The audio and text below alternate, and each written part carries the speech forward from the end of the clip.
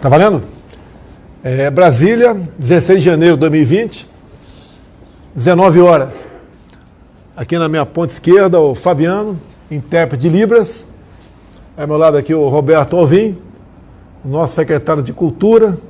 Depois de décadas, agora temos sim um secretário de Cultura de verdade, Amém. Que atende o interesse da maioria da população brasileira, a população conservadora e cristã. Muito obrigado por ter aceitado essa missão. Você sabia que não ia ser fácil, né? Não, mas eu estou imbricado nela até o último fio de cabelo. Vamos lá, vamos vencer essa batalha. E aqui, a direita aqui, só podia ser a direita, né? O nosso Abraham Van Traub, nosso ministro da Educação. Quando eu convidei, ele sabia que essa missão não seria fácil. É um ministério, tem quase 300 mil funcionários. 300 mil, tá? Presidente. Muitos problemas, uma educação que não deu certo até o final do último governo, tanto é que a prova do PISA comprova isso. Isso. Nós estamos lá na retaguarda, lá embaixo, não? Último lugar na América do Sul. Foi isso e assim... Até da Bolívia? Cara? Quem fez o exame, dos países que fazem exame, é que a Bolívia já passou para um patamar que nem mais faz esse exame. Mas dos países da América do Sul, a gente está atrás da Colômbia, do Chile, da Argentina, do Uruguai, do Peru, de todo mundo. A gente está lá empatado, lá no fundo do barril. Qual o futuro dessa juventude a continuar essa educação que tínhamos até há pouco tempo aí? Presidente, eu tenho compromisso aqui que a gente... 2018 foi o fundo do poço. Eu tenho certeza que o senhor vai entregar a educação para melhor. O PISA começou em 2000 e é realizado de 3 em 3 anos. 3 em 3 anos. Então, no final do seu primeiro mandato, a gente vai saber o resultado já desses 3 primeiros anos. Eu acredito que a gente vai mostrar uma inflexão. A última prova foi em 18, que foi divulgada agora. Foi agora em 19. E aí essa mídia aí que o senhor gosta tanto... tentou colocar na sua conta isso daí. Mas a verdade é a seguinte, quem fez esse exame de 2018 foram os jovens, as crianças começaram lá no primeiro aninho, com a canetinha na mão, quando o Lula era presidente. E fizeram. Então foi toda a educação do PT, o resultado é o último lugar na América do Sul. Os resultados das escolas, dos colégios militares, das escolas militarizadas pela polícia militar... muito grande no estado de Goiás e Amazonas, muitas escolas, acho que uma centena. Equiparável a alunos da Alemanha. Se tivesse fazendo pizza nessas escolas... Lá no topo, da escola militar, é top do mundo, é muito alto. Entre os 10, com toda certeza. É muito alto. São aproximadamente 70 países que fazem a prova do PISA, né? Estaríamos os 10 primeiros, com toda certeza. Agora, 2 estados, São Paulo e Rio de Janeiro, não aceitaram a escola cívico-militar. Alguém já voltou atrás ou não? Não, tem ainda uns governadores lá do Nordeste, lá de esquerda, que também não quiseram, não, viu? Porque não interessa para ele ter uma juventude, um povo esclarecido, culto, não interessa. E a população e os pais, eles sonham com a escola cívico-militar. Mas o prefeito não pode ter essa iniciativa, não? Pode. A gente tá levando para vários estados onde o governador não quer, mas o prefeito quer. Dá tempo de botar ainda alguma? Dá tempo, não, vai ter. No Rio de Janeiro, a cidade do Rio de Janeiro vai ter. Tem várias cidades do Nordeste que vão ter, porque o prefeito quis. Se tiver no Maranhão aqui, a cidade de São Pedro dos Crentes, se tiver alguém assistindo, entre em contato com a gente aí que eu vou tentar levar nessa cidade. Precisa ter militar lá para a gente botar a escola. Não tem militar. Não deve ter. Mas a gente vai conseguir, presidente. Não deve ter militar. Assim, o modelo dando certo, a gente quer expandir rapidamente pelo Brasil todo, mas é importante que as pessoas escolham seus prefeitos e governadores alinhados com o senhor, porque tem gente que faz birra. Por que eles não quiseram a escola cívico-militar? Porque é um modelo que dá tão certo, vai entrar na conta do senhor e eles não vão querer, entendeu? Então é complicado, presidente. Esse é um crime o que fazem com o futuro de uma geração, né? Deixá-las longe de uma educação de qualidade, ou de um conhecimento de qualidade, seria melhor o termo. A gente acabou de vir de uma cerimônia que foi emocionante com as crianças venezuelanas, né? E fica muito nítido que essa religião sem Deus, essa coisa do demônio aí que é o comunismo, o socialismo, você vê o que eles fizeram na Venezuela, um monte de criança desesperada. Eu tive 2 momentos hoje com aproximadamente 30 crianças da Venezuela que estão no Brasil. Estão lá em Pacaraima, tá?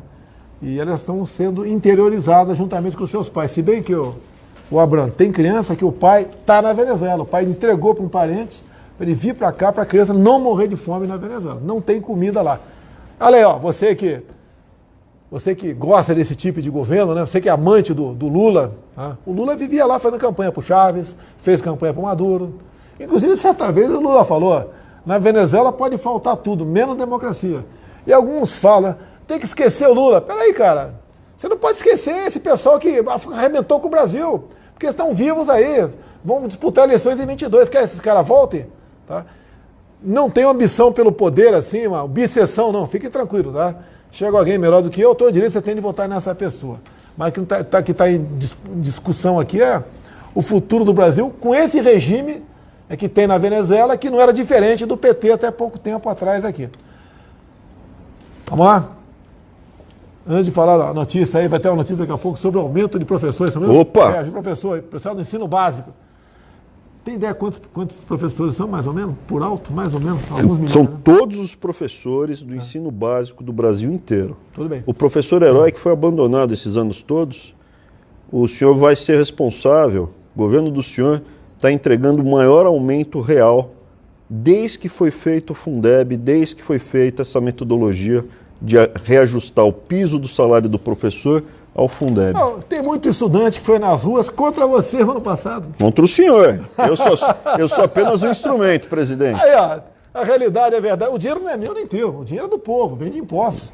Agora nós estamos retornando aquele direito. Tá? Teve sim, você perguntou para mim agora há pouco, né? Chegou por vias tortuosas para mim, alguns governadores, especial do Nordeste, querendo que a gente vetasse esse reajuste para sobrar mais dinheiro para ele investir em outra área. Porque o reajuste, ele vem, presidente, da melhora que o senhor está proporcionando na economia. Como a economia está melhorando, aumentando a arrecadação, o Fundeb, que é o fundo que a gente manda para os estados e municípios bancarem a educação fundamental básica para as crianças pequenas, ele é fruto dessa melhora geral da economia. E esse dinheiro que iria para eles, o senhor queria que eles queriam, eu presenciei a pressão para que o senhor vetasse a ligação entre o aumento do Fundeb para o aumento do salário dos professores. Ia sobrar mais dinheiro na mão dessa turma. E o senhor ouviu a pressão e falou, não, a prioridade é o professor, não vou vetar, e está saindo esse aumento de 12,84%. Eu sei que ainda é baixo em relação ao que deveria ser, porque esses professores são os professores heróis, presidente. Então está saindo de 2.557 para 2.886, que é o salário de referência. Na maior parte dos estados e municípios ele reajusta toda a cadeia. É um aumento de 12,84%. Eu não vou parafrasear o 9 dedos, mas nunca antes na história teve um aumento acima da inflação real, porque no passado tinha inflação, as pessoas já estão esquecendo disso. O PT ia levar o Brasil de volta para a inflação. Então isso daqui é uma notícia que eu fico muito feliz. E é um começo, presidente. Eu sei do compromisso que o senhor tem de continuar buscando melhora e reajuste e ganho para o professor do ensino básico e dentro do que é responsável fiscal para não gerar crise e inflação como era no passado. Fica aí, daqui a pouco tem mais coisa para você. Sim, senhor. A questão de economia. Né? Você lembra há pouco tempo quando houve um anúncio que os Estados Unidos iria sobretaxar o álcool e alumínio? A imprensa esculhambou comigo, né? Até zombando da minha amizade e certa liberdade tinha com o presidente americano. Resolvemos o assunto. A imprensa quis saber como foi resolvido o assunto. Não vão saber. A imprensa não vai saber. Resolver o assunto. O que nós temos que fazer é solucionar o problema. Também, há poucas semanas, também os Estados Unidos anunciou que a Argentina tinha prioridade na OCDE sobre o Brasil. A imprensa também, de novo, tripudiou em cima, sapateou em cima. Bem, o que aconteceu essa semana? Deu tudo certo para o Brasil. O governo americano falou que a prioridade passou a ser o Brasil, até porque, olha quem se elegeu presidente e vice lá na Argentina. O pessoal da Dilma, o pessoal do Lula, o pessoal do Chávez, do Maduro, de Fidel Castro, esse pessoal que se elegeu lá. Então, eu quero o bem da Argentina, tá certo? Espero que a Argentina dê certo, mas parece que com a volta dessas pessoas na política, né, ela vai ter bastante dificuldade. Essa semana também, ontem, liguei para o Boris Johnson, né? O primeiro-ministro do Reino Unido. Devo, talvez, se ele passar lá, ou ele passa por aqui também. Vamos reforçar os nossos laços de amizade, nossos laços comerciais. Afinal de contas, com o Reino Unido saindo da União Europeia, tá? Eles agora são um ser aí soberano para fazer comércio com o mundo todo, praticando em grande parte o bilateralismo. O Brasil, logicamente, se interessa por esse mercado, nós temos muito a oferecer a eles também têm algo a oferecer a nós, E eu fiquei muito feliz com a eleição do Boris Johnson, né? Afinal de contas, é uma pessoa muito parecida conosco, um tocante ao liberalismo econômico e conservadorismo nos costumes. Bem, falando em economia também, nós reajustamos no último dia de dezembro o salário mínimo, né? Foi para R$ 1.039. Depois veio a inflação de dezembro, que foi atípica, ela foi um pouco acima do esperado. Depois nós editamos uma outra medida provisória, o salário mínimo foi para R$ 1.045. Eu sei que é pouco, é um valor pequeno, mas tendo em vista aqui aquela eterna briga entre direitos e deveres, no meio a CLT, ele passa a ser pouco para quem recebe e muito para quem paga. É isso mesmo? Mas está vindo sem inflação, Tá. com responsabilidade. Sim. Uma coisa que ninguém fala, presidente, assim como esses especialistas doutos na ignorância, que falaram que a política externa do senhor ia resultar em nada, submissão ao império estadunidense, né, como eles falam, só está entregando bons resultados, essa proximidade com Trump está gerando bons resultados para o Brasil. A política que o senhor está conduzindo na economia com o ministro Paulo Guedes está gerando a menor taxa de juros da história do Brasil, 4,5%. Em termos reais, praticamente nada. O senhor está gerando mais de 1 milhão de empregos no primeiro ano de governo. Eu sei que para quem está desempregado ainda é duro, mas é uma dinâmica. Isso vai aumentar. Agora, esse ano, crescendo 2,5% real, a gente vai diminuir ainda mais esse desemprego. Em havendo crescimento, né? Aumenta o salário. Temos um problema de energia também. Daí a decisão nossa de não sobretaxar o sol. Eu sei que o termo técnico não é esse, né? Mas não taxar a energia solar que é produzida nas placas fotovoltaicas. Precisamos disso. E aquela história, né? Não é justo você, na tua casa, bota os painéis e alguém querer taxar alguma coisa. Ou você, que acaba investindo, talvez, numa fazenda de placas fotovoltaicas, taxar o que você produz. Se você quiser vender isso para alguém e para chegar lá tem que ter um meio físico para levar energia elétrica, né? Usar a fiação de terceiros, daí tem que fazer um acordo com quem é o dono da fiação, quanto é que vai ser pago para levar isso para lá. Agora, quem quiser gerar para sua empresa, para sua casa, quiser vender para 10 km de distância com os meios de transmissão próprios, sem problema nenhum. O Brasil precisa de energia para crescer. E nós sabemos, estamos com sorte, com muita chuva no Brasil, mas não podemos esperar ter uma seca aí para você depois tomar providência. Alvim, vamos lá, Alvim. Senhor. Você é a cultura de verdade no Brasil, tá? Coisa que não tínhamos. Tínhamos aqui essa ideia de fazer cultura para uma minoria. A gente tem que fazer a cultura para a maioria. Nós nunca censuramos nada. Eu me revoltei com muitos filmes, mandei suspender qualquer concessão, porque afinal de contas isso não é censura. O cara quer fazer um livro, um filme. Eu tenho vários nomes de filme na minha cabeça que eu não vou falar aqui em respeito a quem está do outro lado da tela aí. Nomes terríveis, tá certo? Pode fazer, mas não com dinheiro público. Faz com dinheiro teu. Sim. Vende a tua casa, pede dinheiro para o teu vizinho e vai fazer um filme que você bem entender. Mas todo edital, presidente, todo patrocínio pressupõe uma curadoria, né? Existe uma escolha, um recorte curatorial que seleciona os filmes que são adequados segundo aquela comissão julgadora. Então, é nada mais do que isso, não é censura, é...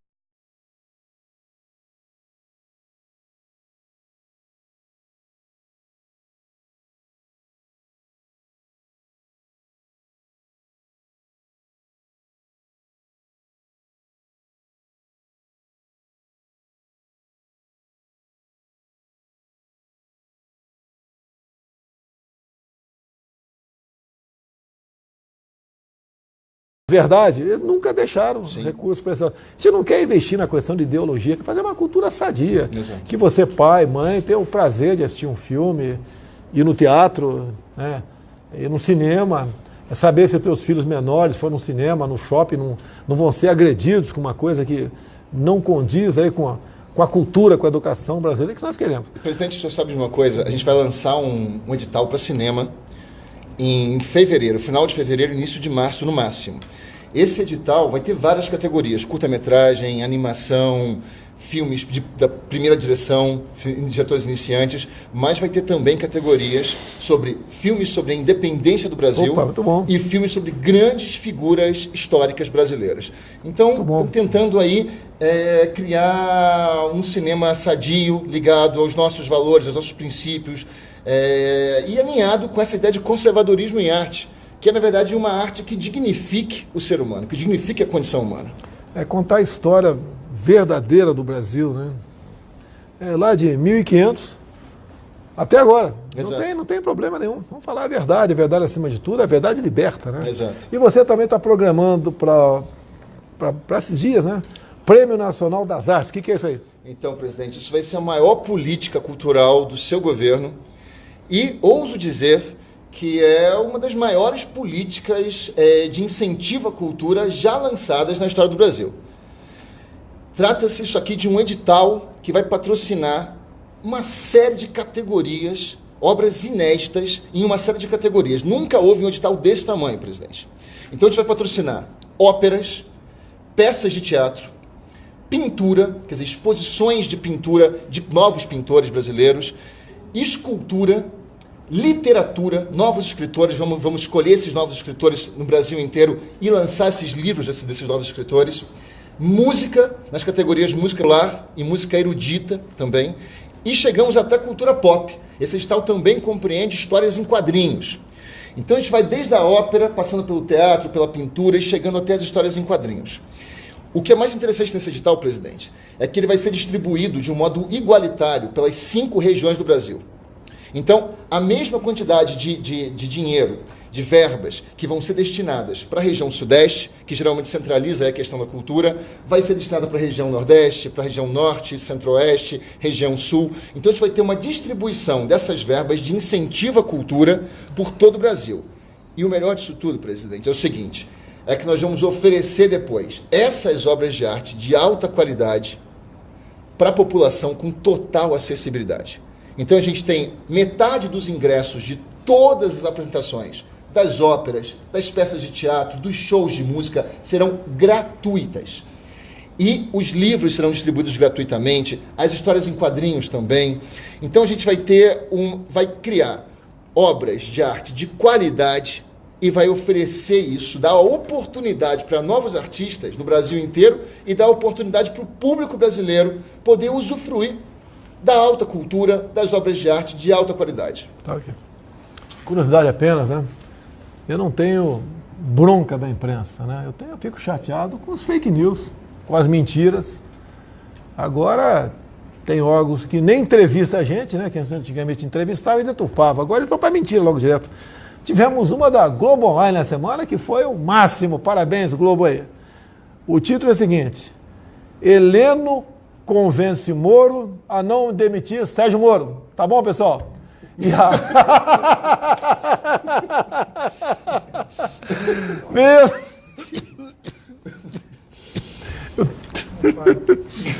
E isso veio, né, do livro aí que está sendo lançado aí pela... Meu Deus do céu, Thaís Oyama. Lá no Japão ele ia morrer de fome com o jornalismo, escrevendo o livro, né? Lá. Ela diz que eu pensei, o ano passado, em demitir Sérgio Moro. Aí, ó, eu pensei... Agora, como é que é o negócio mesmo? O jornalista agora, eles fazem a matéria interpretando o teu pensamento. É Chico Xavier? Como é que é o negócio aí? Clarividência. Clarividência. Pelo amor de Deus, pessoal. Não tem o que falar do governo, não tem o que falar. É o tempo todo atacando. Como eu gostaria de uma imprensa que vendesse, né, a verdade para informar esse povo realmente. Esse país ia andar muito. Você pode ver, 1 ou 2 ministros, fez coisa errada, 3 ou 4 ministros atrapalham. Agora, uma imprensa estraga o país todo com esse tipo de desinformação. Acaba, atenção, imprensa, não é para todo mundo, né? Tem uns órgãos de imprensa sérios, umas televisões sérias aí. Acabou a campanha, pô. Acabou. Se eu der errado aqui, o Brasil vai ser difícil retornar à situação que encontramos no momento, com a economia, como você disse agora há pouco, rodando, os números aparecendo, uma taxa de juros nunca visto na história do Brasil. Nunca antes visto na história do Brasil. 4,5%. Nominal. Sem canetaço. Olha, a Caixa Econômica Federal, o cheque especial, 5%. Estava a 13%, a Caixa botou para 5%, depois o Banco Central resolveu Com a CVM, se não me engano. Crescimento, sim, o crescimento vindo consistente, espalhado, no investimento, não é aquele fogo de palha, né, que era só no consumo rápido, que gerava inflação. Passou para 8%, tá alto, sei disso, mas 8%, 8%, diferente de 13%. Eu achei diferente de 13%, dá 5% a diferença. É muita coisa. Agora, o número de inadimplentes, pelo terceiro mês consecutivo, caiu aqui no Brasil também. O pessoal está pagando suas dívidas, se livrando das dívidas. É duro. Alguns até falam, eu tinha que pegar emprestado. Oh, meu Deus do céu. Eu já fui também assalariado, não nasci presidente, nem nasci deputado federal, nem vereador, que já fui vereador também. E às vezes sei que quando o cara se complica aí, mas tem que fazer uma força para não entrar no cheque especial. Agora, quem tem que entrar, vai para a Caixa Econômica, lá está 5%. E o nosso prezado presidente da Caixa, tá? O Pedro Guimarães, falou que vai diminuir mais ainda esse percentual. Agora, os outros bancos só passaram para 8% em comum acordo com o BC, porque a Caixa Econômica botou lá embaixo. Eu acho que por mês, estava nos últimos meses, né? Um pouco mais de 300 mil novos clientes para a Caixa Econômica. O pessoal estava migrando de bancos para cá, para a Caixa Econômica, e viram que tinha que diminuir. E com a Caixa, com essa política, né, vai forçar os outros bancos a diminuir. E o Pedro Guimarães, presidente da Caixa, está fazendo isso de acordo com o seu entendimento. Não tem nenhuma decisão, nenhuma interferência por parte do chefe do executivo aqui. Aumento para professor, está safo. Mais uma coisa? O aumento do professor está feito. Posso ir embora lá tocar a ficha, presidente? Senta aqui, tem o homem do fundo do mar. Ele comemorou aí o Campeonato Brasileiro do Flamengo com tubaína e tilápia. Ah, gostei de ver. O pessoal da pesca tá com ciúme. Tem que falar da sardinha. Sardinha também. Da lagosta. Eu torci para vocês lá no Catar, né? Mas infelizmente não deu certo. Papai foi lá, ó. Será que ele que é o pé frio?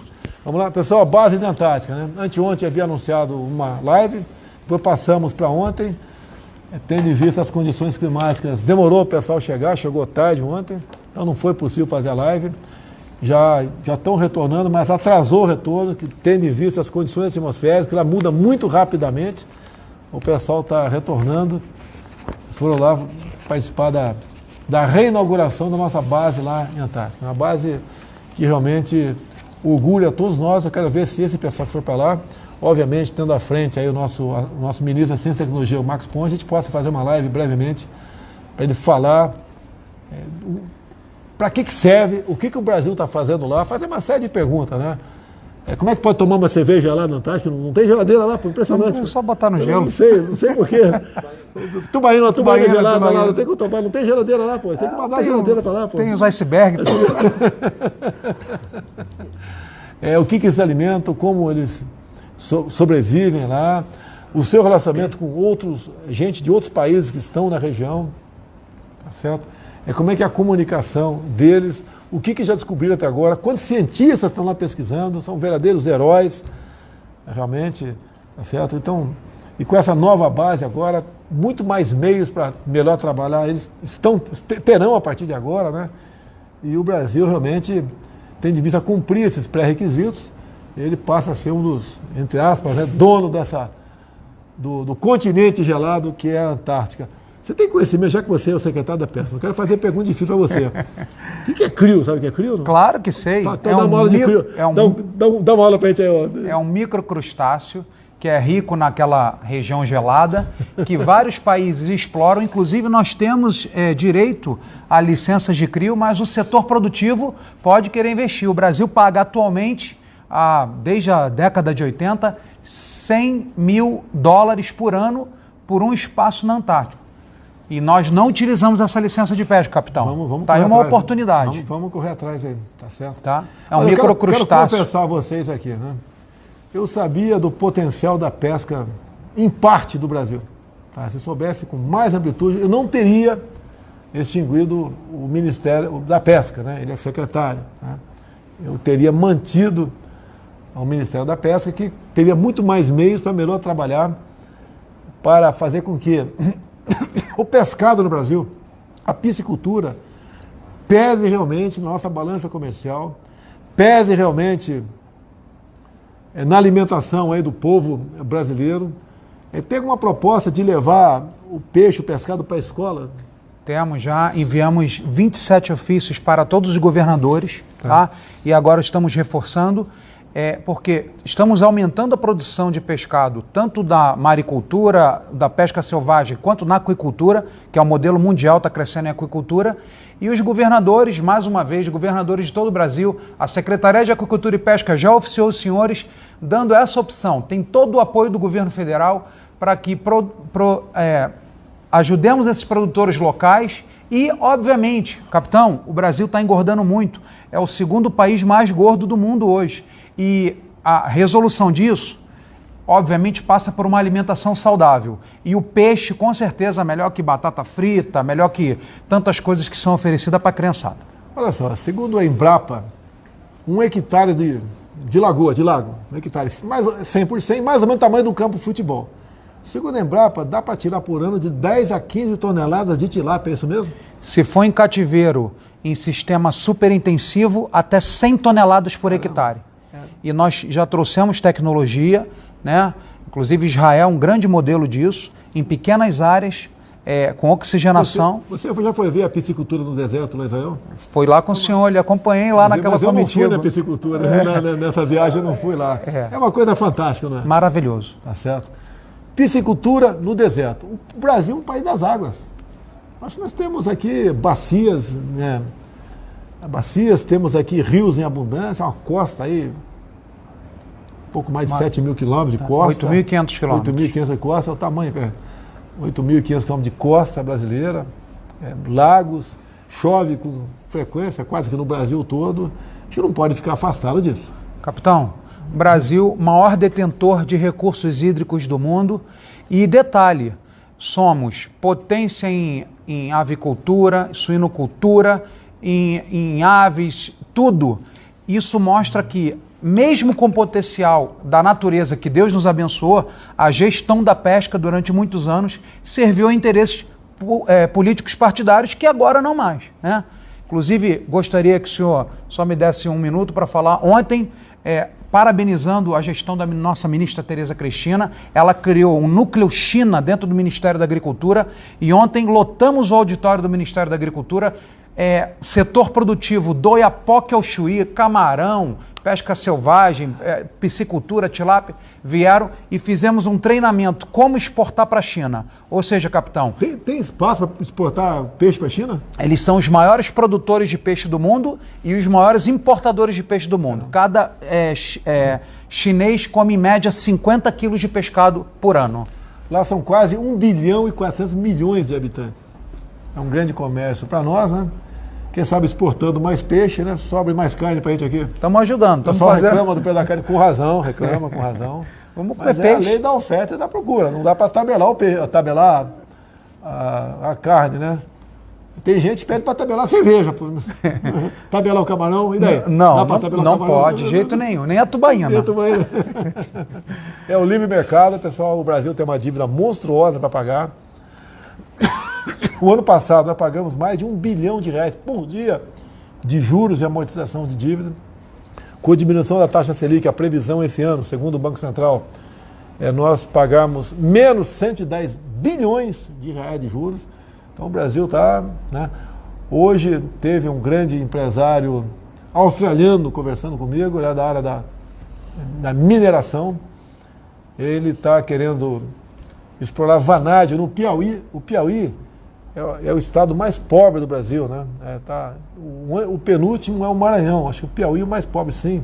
Está há 3 anos lutando por uma licença ambiental do estado e não consegue. O governador lá, é o governador que indica o secretário de meio ambiente, né? Agora, uma visão dessas pessoas é tacanha, tá? O método que ele fala de explorar o vanádio não tem qualquer agressão ao meio ambiente, mas o secretário de meio ambiente do governador não concede essa licença ambiental. E ele está a ponto de desistir do empreendimento aqui. Porque, afinal de contas, esse estado não está governando por petista, né? Quanto mais desinformado for o povo, quanto menor for o poder aquisitivo, quanto menos instrução tiver, mais fácil é do cara se perpetuar o poder. Vai comprar o voto com alguns projetos assistencialistas, né? Infelizmente, isso é uma grande verdade. Alvin, vamos lá, mais uma coisa, Alvin, para encerrar aí? Não, essa história que o senhor está falando aí, né? Quando a cultura adoece, o povo adoece junto. A cultura brasileira foi adoecida, né, deliberadamente durante as últimas décadas. E a cultura é a base da pátria. Então, retomando aqui, presidente, só para encerrar, esse Prêmio Nacional das Artes pretende que esse ano de 2020 agora seja uma virada histórica. Esse ano de 2020, através desse prêmio de fomento do seu governo, presidente, vai ser o ano de renascimento da cultura e da arte no Brasil. E convido todos os artistas, vamos lançar o edital, presidente, semana que vem. Na semana que vem a gente vai estar publicado isso no Diário Oficial, vai estar no site da Secretaria Especial de Cultura, então o edital vai estar oficialmente lançado, hoje é um pré-lançamento aqui com o senhor. E espero inscrições do Brasil inteiro para que a gente crie arte e cultura de alta qualidade, alinhada com as transformações políticas que estão acontecendo no Brasil, com os anseios profundos da população que trouxeram o senhor a esse cargo que o senhor está agora e a nós todos também, junto com o senhor. Então é isso, o senhor me disse, quando o senhor me convidou, em novembro do ano passado, que o senhor me fez um pedido, que eu fizesse uma cultura que não destruísse, sim, mas que salvasse a juventude. E essa é a minha missão, e o Prêmio Nacional das Artes vai ser uma grande ferramenta nessa salvação da juventude brasileira, do povo brasileiro, através da cultura. Seif, alguma coisa mais sobre a pesca aí? Último detalhe que fechamos, tanto com o governo de Rondônia, Coronel Marcos Rocha, grande amigo, governador Ratinho, forte abraço, governador Ibanez aqui do GDF, vamos fazer o primeiro festival de tilápia, o senhor que gosta tanto de tilápia, queremos fazer, estamos planejando para o dia 29 de junho, dia do pescador, e queremos entrar no Guinness Book como a maior distribuição de peixe da esplanada dos ministérios. Quando você fala em tilápia, né, eu fui criado no Vado Ribeira, lá tem o Rio Ribeira de Guape. O que eu acho que é a mesma coisa, ela é conhecida como cará. É isso mesmo? Não? Pode ser. Pode ser? Porque tem vários... se não é primo ou parente, né? Tá, e também o segundo festival do Tambaqui, que fizemos o primeiro ano passado. Excepcional. Tambaqui é especial. Por último, capitão. O pacu também. São tudo primo. Pacu, pirapitinga. Eu acho o pacu o melhor peixe de água doce que tem. Eu adoro um tambaquizinho, mas confesso para o senhor que gosto de uma sardinha, gosto de uma meca, de um atum. Manjubinha. Fritinha. Quando eu era garoto, subia, quando dava enchente grande lá em Eldorado Paulista, né? Subia a cardume de manjuba do mar até Eldorado. Que legal. Quando pegava na rede lá. Mas tem que ser uma malha 15, acho que não, tem que ser malha 10. Tem que ser malha 10. Detona. Não podemos mais usar isso. Não pode usar isso, não. Senador do Alvorada, mandando um abraço para o senhor. Entregaram esse convite, né? A Quiz Show.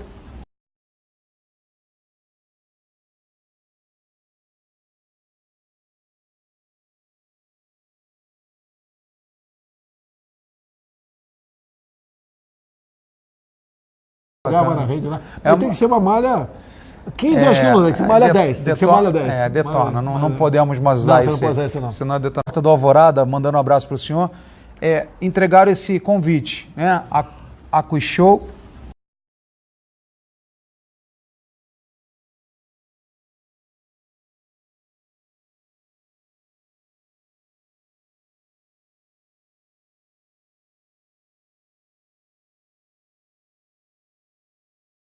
Na rede lá. Mas tem que ser uma malha 15, acho que não, tem que ser malha 10. Tem que ser malha 10. Detona. Não podemos mais usar isso. Não pode usar isso, não. Senador do Alvorada, mandando um abraço para o senhor.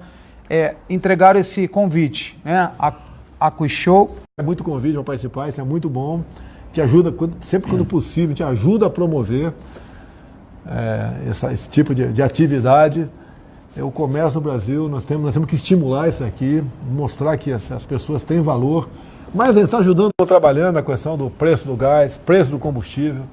Tive hoje com representantes aí dos produtores de etanol do Nordeste comigo, não foram todos da região, mas uma grande parte deles, querendo a venda direta. E para isso, depende da Câmara e Senado, porque é para revogar, né, uma resolução da Agência Nacional Petróleo, da ANP. Tá? É uma resolução, não pode vender lá da usina para o posto de combustível, por que isso? Tem que ter um intermediário no meio do caminho, um distribuidor. Isso, nós estamos trabalhando nesse sentido. Conversei já com o Rodrigo Maia a esse respeito, não conversei com o Davi Alcolumbre ainda, eles são donos da pauta lá. E se Deus quiser, a gente vai romper essa barreira aí. E a nossa previsão, né, é que o preço caia pelo menos 20 centavos o litro do etanol, porque evita o que a gente chama de passeio do álcool. Ele sai da refinaria 100, 200, 300 km, depois volta para 300 km para ficar 10 quilômetros da usina. Não tem cabimento isso aí. Absurdo, né? Tá? Além de você não ter que pagar mais esse frete, que é o turismo do álcool, né? Você evita caminhões andar na pista, que isso estraga a pista, ajuda em tendo menos trânsito, a possibilidade de menos acidentes também, muita coisa acontece. E não é só etanol, não. Também nós importamos óleo diesel, porque lá quando chega no porto, óleo diesel, né? Ele não pode ali já ir diretamente para um posto de combustível. Porque tem que viajar também muitas vezes. Muitas vezes são dutos, muitas vezes são carros que transportam isso aí, caminhões-tanque. Por que não ajudar isso aí? Também, né, beneficiaria muito a diminuição do preço do combustível. E uma coisa importante, né? Eu acho que foi a Miriam Leitão. Eu não quero falar, não vou tirar fora a Miriam Leitão, não sei se foi ela não.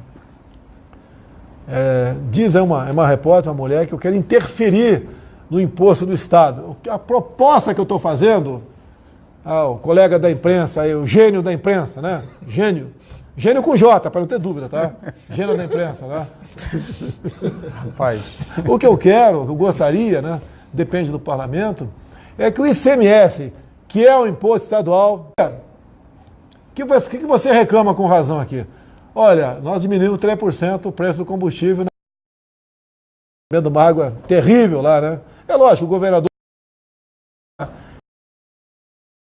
Esse problema lá no Rio de Janeiro. Tá? Rio de Janeiro. O preço, vamos falar da gasolina. Está R$5 em média na bomba. Está em média 30% de ICMS. Então, R$1,50. Refinaria,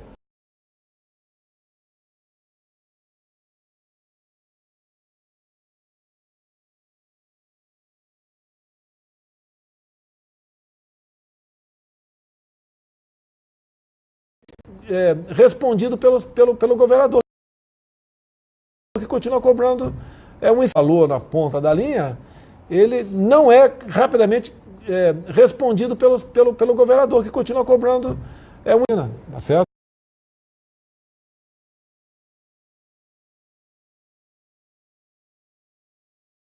Valor na ponta da linha, ele não é rapidamente respondido pelo governador, que continua cobrando estaduais do Rio de Janeiro, mostrar que, olha, é da gasolina.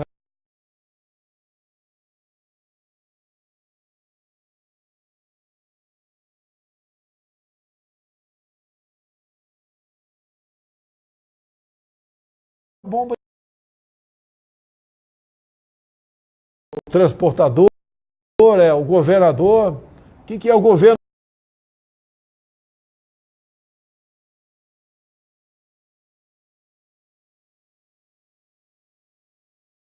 Popular, né? Quem é que um extra